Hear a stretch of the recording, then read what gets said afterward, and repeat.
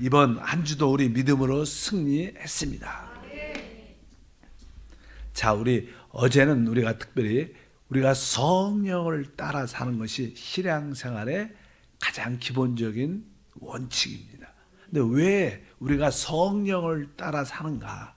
그 궁극적인 목적은 바로 우리가 하나님의 영광에 참여하기 위한 것이다.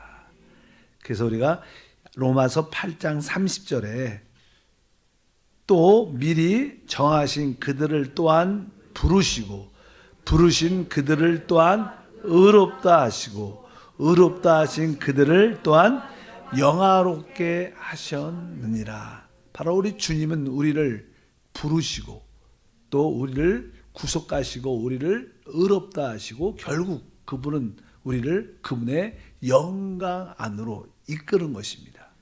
그러면 이 땅에서 우리가 하나님의 영광에 참여하는 축복이 무엇인가? 그것은 다른 것이 아니라 바로 우리가 그리스도의 몸인 교회로 건축될 때 그 영광에 참여하게 되는 줄 믿습니다.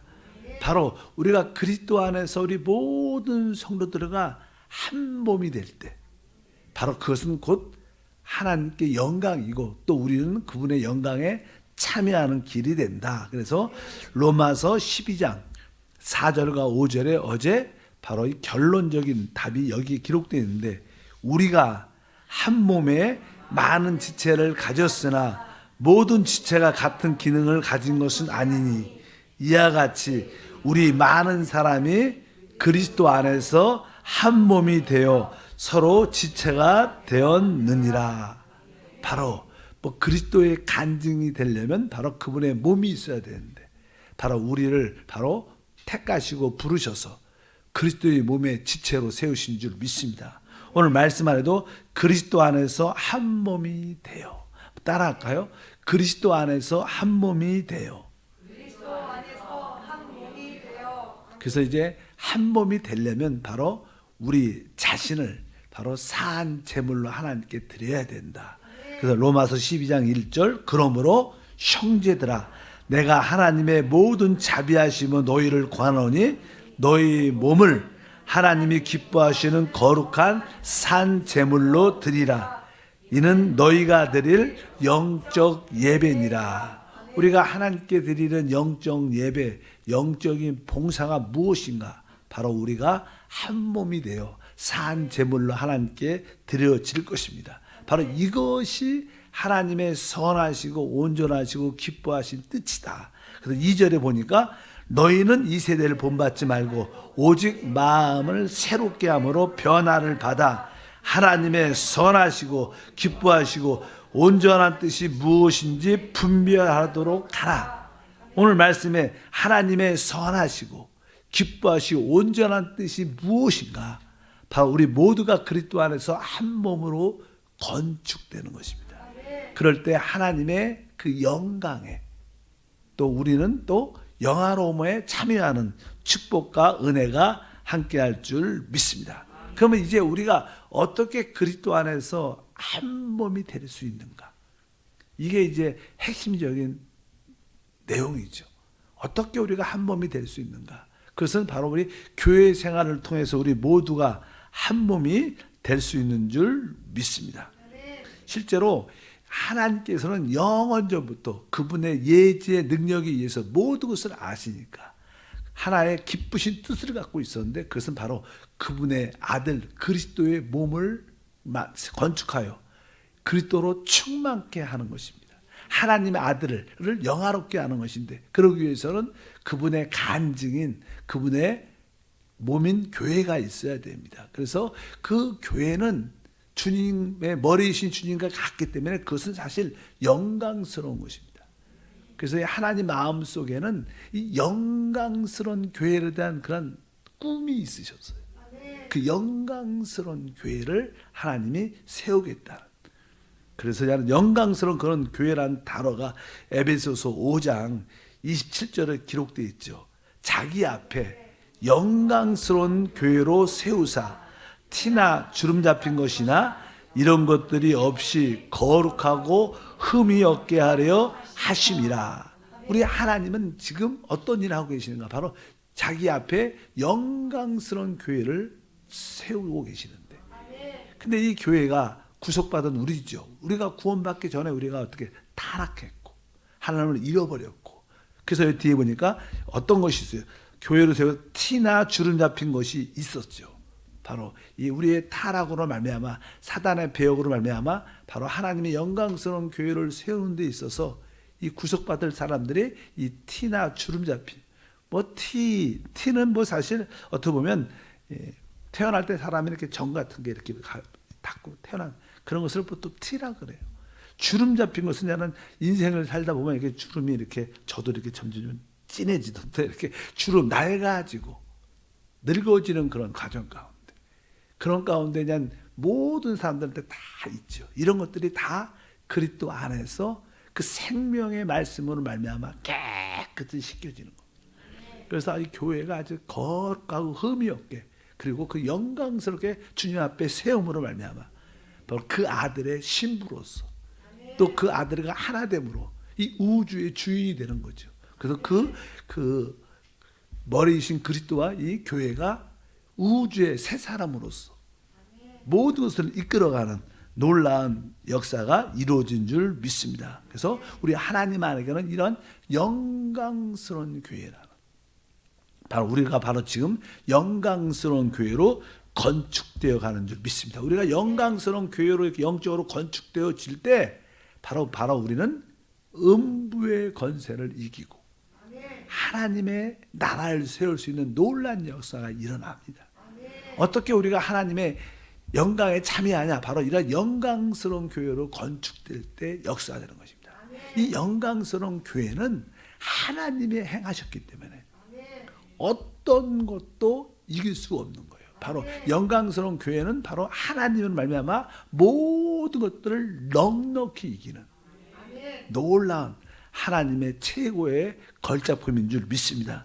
그래서 로마서 8장 33절과 34절 읽어보니까 누가 능히 하나님께서 택하신 자들을 고발하리요, 의롭다 하신 이는 하나님이시니 누가 정죄하리요, 죽으실 뿐만 아니라 다시 살아나신 이는 그리스도 예수시니 그는 하나님 우편에 계신 자요 우리를 위하여 강구하시는 자신이라. 여기에 뭐 두 가지 어떤 단어가 있어요. 의롭다 하신 이는 하나님이시다. 하나님께서 바로 우리를 의롭다 하셨습니다. 우리를 영광스러운 교회로 세우기 위해서 우리를 하나님이 의롭다 하니까 어떤 누구도 뭐 다른 사람이나 사탄도 우리를 참수할 수 없다는 거예요. 하나님이 우리를 의롭다 하셨는데 누가 우리를 건드릴 수 있겠느냐. 또 뒤에 보니까 누가 정죄하려, 죽으실 뿐만 아니라 다시 살아나신 이는 그리스도 예수시다. 바로 우리 머리이시고 우리의 신랑이고 우리의 모든 것이 되신 그분은 죽었다가 다시 살아나신 예수 그리스도가 우리와 함께하기 때문에 바로 이 영광스러운 교회로 우리 모두가 세워지는 은혜가 함께할 줄 믿습니다. 그래서 우리는 이분으로 말미암아 모든 것을 넉넉하게 이긴다.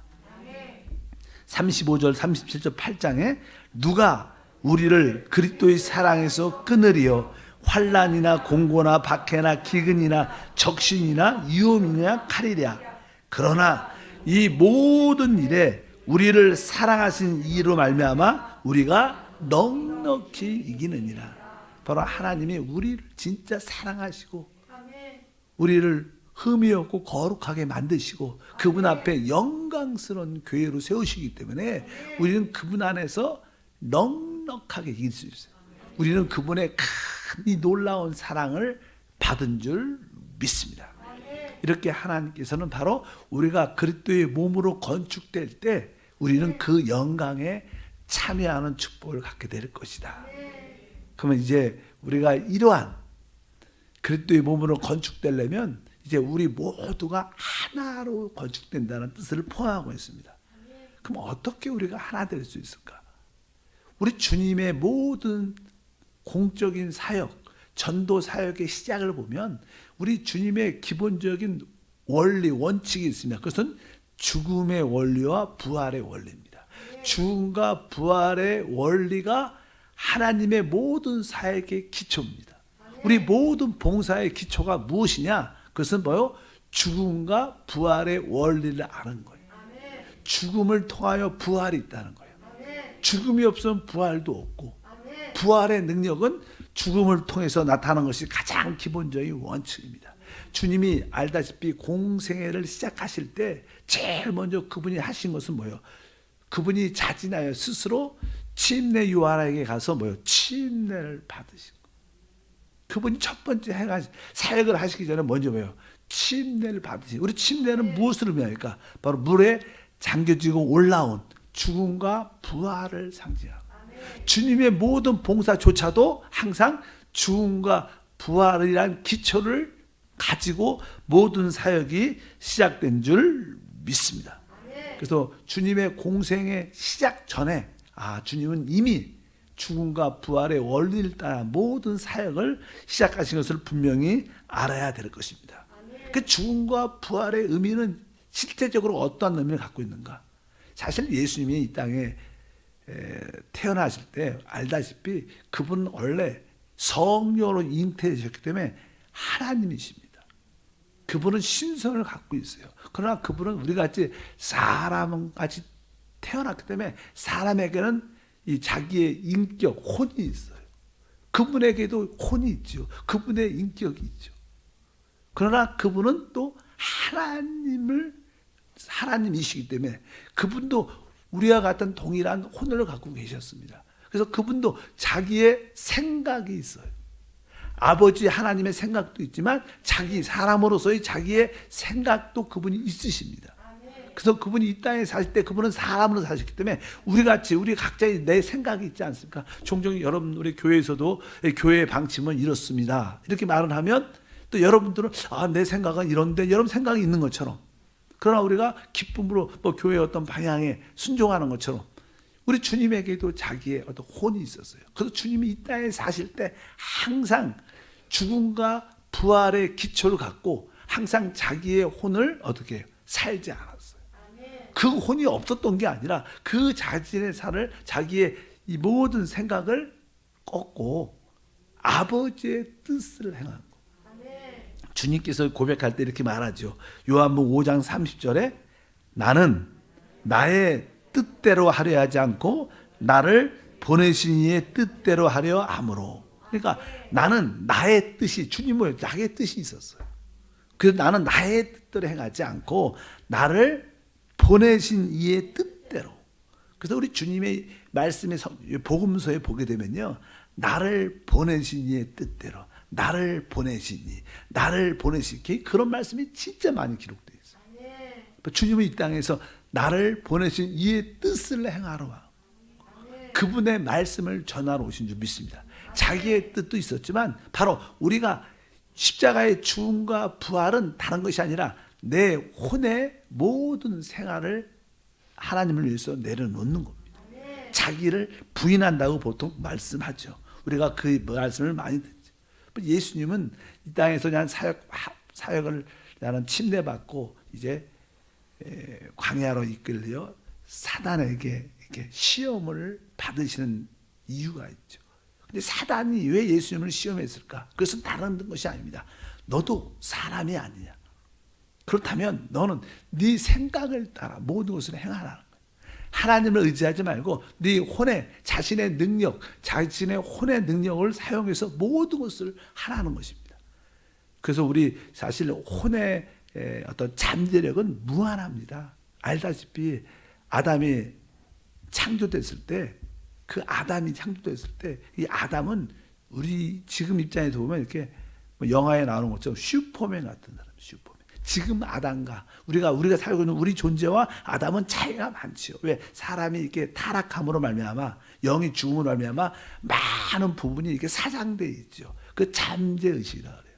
그래서 종종 우리 어떤 아이들을 사람들을 보면 어떤 분야에 뛰어납니다. 음악의 분야에 대해서 절대 음감도 하고 있고, 어떤 거 배우지도 않았는데 피아노도 잘 치고 그런 애들도 많아요. 또 어떤 사람은 어떤 그 잠재되어 있는 부분이 개발돼서 아주 그림 또 잘 그리고 수학 능력 같은 것도 아주 뛰어나고 언어의 능력도 뛰어나고 아주 다양한 사람들이 나타나요. 이게 사람들에게는 이 잠재된 능력, 왜? 사장돼 있어요. 아담이 갖고 있었던 모든 능력이 죄로 말미암아, 영이 죽음으로 말미암아 사장돼 있어서 우리 보통 사람들이 한 20-30% 쓰나? 아담의 지력에 모든 거에 못 미치죠.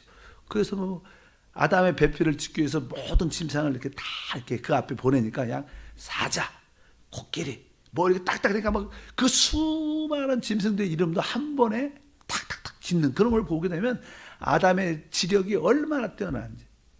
근데 모서냐는 사람은 타락해서 이제 사람들은 자꾸만 세상의 역사, 사단의 역사는요, 사람의 이 타락한 잠재력을 개발시키는 겁니다. 혼의 개발, 자아의 개발. 그래서 능력 있는 사람을 살게 만드는 겁니다. 그러나 우리의 참된 복음은 그것도 육으로 난 것은 뭐예요? 육이죠. 그것도 다 하나님께 속하지 않는 겁니다. 우리의 하나님께 섬김은 오직 성령으로 난 것을 따라 섬기는 거예요. 믿으시면 아멘. 그러니까 육으로 난 모든 것은 십자가에서 죽고 끝나야 되고 그 부활한 성령으로 부활한 것만이 하나님을 기쁘시게 할 수 있다. 이것이 모든 사역과 봉사의 원리가 돼야 돼요. 아, 주님께서 말씀하신 육으로 난 것은 육이구나. 오직 성령으로 난 것만 영이구나. 오직 성령으로 내가 받은 그것을 가지고 내가 주님을 섬겨야겠다.